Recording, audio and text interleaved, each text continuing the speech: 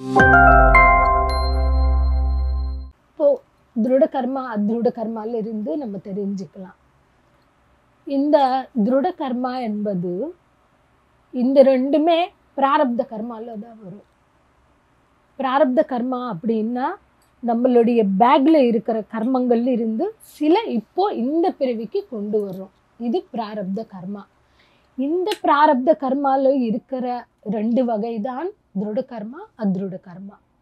திருட கர்மா அப்படின்னா கண்டிப்பா அனுபவிச்சுதான் ஆகணும் என்று நம்ம முடிவு பண்ணி கொண்டு வந்தது. அத்ருட கர்மா வந்து தியானம் செய்ய செய்ய தானா கிளியர் ஆயிடும். இது இந்த திருட கர்மாவுக்கு ஒரு எக்ஸாம்பிளா உண்மையா நடந்தது நம்ம தெரிஞ்சுக்கலாம். அவங்க வந்து லலிதா மேடம் ரொம்ப சீனியர் பிரமிட் மாஸ்டர் ஹைதராபாடு. அவங்க நிறைய ஒர்க் ஷாப்ஸும் தியான பிரச்சாரம் பண்ணியிருக்காங்க. அப்போது அவங்க ரொம்ப நாள் ஹெல்த்தியாக எப்படி இருக்கிறது, மைண்ட் எப்படி வச்சுக்கிறது, தியானம் எல்லாமே தெரியும். பை ப்ராக்டிஸ் கூட பண்ணியிருக்காங்க. ஆனால் கடைசி 3 வருஷம் அவங்க பாடி வெக்கேட் பண்ணுறதுக்கு 3 வருஷம் முன்னாடியில் இருந்து அவங்களுக்கு தூக்கமே கிடையாது. படுத்துக்க முடியாது. 3 இயர்ஸ் உட்கார்ந்துட்டுருக்காங்க. அவங்களுக்கு ரொம்ப கஷ்டமாயிடுச்சு. குருஜி கூட கேட்டாங்க, சார் என்னால் முடியவே முடியாது சார், நான் இறந்து போனால் கூட எனக்கு ஹாப்பி அப்படின்னா, மேடம் சில அனுபவிச்சு தான் ஆகணும் அப்படின்னு சார் சொன்னார். சொன்ன பிறகு இவங்களுக்கு புரிஞ்சிச்சு, அது நான் அனுபவிச்சு தான் ஆகணும்னு. அப்படியே உட்காந்து தான் இருக்கிறாங்க. அடுத்து வந்து அவங்களுடைய ஒரு இன்டர்வியூ தனியாக நான் படித்தேன். அதில் என்ன இருக்குதுன்னா, அவங்களுடைய எங்கேஜில் அவங்க ஒரே பொண்ணு ரொம்ப செல்லமாக பார்த்துருக்காங்க. அவங்க வீட்டிலவும் நான்வெஜ்ஜு, மாமியார் வீட்டில் எக்கச்சக்கமாக நான்வெஜ்ஜு. அவங்க சினி ஃபீல்டு, மணி ஜாஸ்தி. அவங்க பயங்கரமாக கேரேஜாக அந்த நான்வெஜ் சமைச்சிட்டு ப்ரொடக்ஷன் டீமுக்கு கூட அமுச்சு விட்டுருக்காங்க. எவ்வளோ கர்மா சேர்த்து வச்சுருக்காங்க. அனுபவிச்சு தான் ஆகணும். சில வந்து ரியலைஸ் பண்ணுறோம் சில விஷயங்கள். ஆனால் அவ்வளோ லட்சக்கணக்கான ஜீவிகளுக்கு கொடுத்த கர்மம், பாவ கர்மம், அது சில வந்து அனுபவிச்சு தான் ஆகணும். அதனால இந்த 2 விதமான கர்மாவுக்கும் நம்ம வித்தியாசமும், அது ஏன் நம்ம அனுபவிக்கிறோம் என்றதுக்கு ஒரு ரீசனும் தெரிஞ்சு வச்சுக்கணும். நம்ம நிறைய பண்ணுவோம். 90% நம்மளுக்கு கிளியர் ஆகிடும். 90க்கு மேலேயே கிளியர் ஆகிடும். பட் அந்த ஆன்மா கொண்டு வந்தது நான் அனுபவிக்கணும் கண்டிப்பான்றது யாருமே மாற்ற முடியாது. அவங்க தான் அதை டிசைன் பண்ணி வந்துட்டு இருக்காங்க. இந்த ஜென்மத்துல நம்ம பண்ற கர்மாக்களை இந்த ஜென்மத்திலேயே நம்ம அனுபவிப்போமா, இல்லாட்டி அடுத்த ஜென்மத்தை கொண்டு போய் திருப்பி நம்ம சஞ்சீத கர்மாவில் சேர்ந்து வருமா? மோஸ்ட்லி பேக்குக்கு போயிடும்.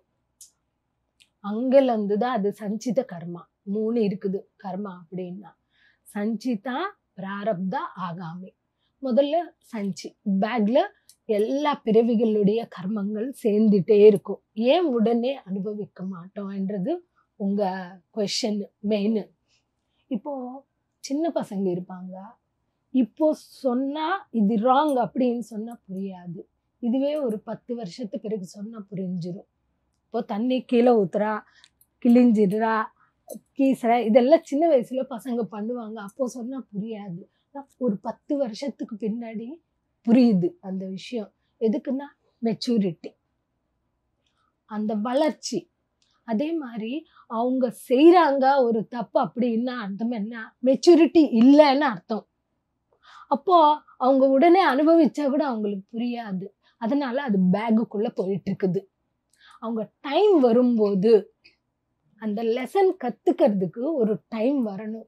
இப்போ நான் ஃபர்ஸ்ட் கிளாஸ் படிக்கிற பசங்களை கொண்டு போய் 10th உட்கார வச்ச படிக்க முடியாது. கூடாதா? இல்லை, முடியாது. அது மாதிரி அந்த சோல் இருக்குது பேக்ல. ஆனா கத்துக்கிற திறமை இன்னும் வரல. எப்போ கத்துக்கிற திறமை வருதோ அப்போதான் கர்மா கொண்டு வந்திருப்போம். கர்மா ஈஸியா வராது. அதுக்கு கூட மெச்சூரிட்டி வேணும். கர்மா வந்துச்சுன்னா கூட அதிருஷ்டம். எதுக்குன்னா கத்துக்கிற திறமை இப்போதான் வந்துருச்சு நம்மளுக்கு. இல்லைன்னா அது கூட கொண்டு வர முடியாது. இங்க அது பேக்ல தான் இருக்கும் அப்படியே.